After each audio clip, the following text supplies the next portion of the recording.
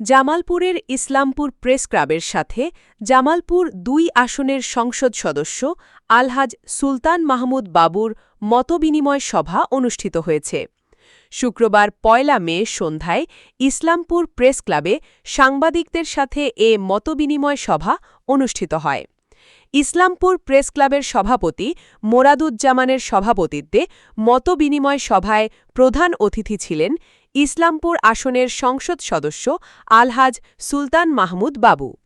মতবিনিময় সভায় বক্তব্য রাখেন জেলা বিএনপির সহসভাপতি ও উপজেলা পরিষদের সাবেক চেয়ারম্যান নবী নেওয়াজ খান লোহানী বিপুল, উপজেলা বিএনপির সাংগঠনিক সম্পাদক আবির আহমেদ বিপুল মাস্টার, সহ সাংগঠনিক সম্পাদক নাজিম হোসেন নোমান, যুবদলের যুগ্ম আহ্বায়ক হামিদুর রহমান মলিন, প্রেস ক্লাবের সাবেক সভাপতি ফিরোজ খান লোহানী, সাংবাদিক আব্দুস সামাদ, সাংবাদিক আওয়াল সরকার, বিজয় টিভির জেলা প্রতিনিধি ইয়ামিন মিয়া প্রমুখ।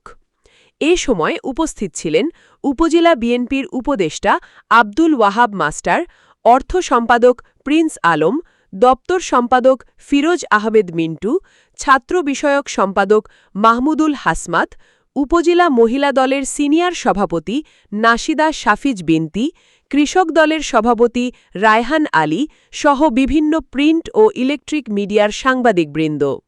মতবিনিময় সভায় প্রধান অতিথি স্থানীয় সাংবাদিকদের সাথে কুশল বিনিময় করেন এবং এলাকার উন্নয়ন ও সমসাময়িক রাজনৈতিক পরিস্থিতি নিয়ে আলোচনা করেন। তিনি বস্তুনিষ্ঠ সংবাদ পরিবেশনের মাধ্যমে এলাকার সমস্যা ও সম্ভাবনা তুলে ধরতে সাংবাদিকদের প্রতি আহ্বান জানান।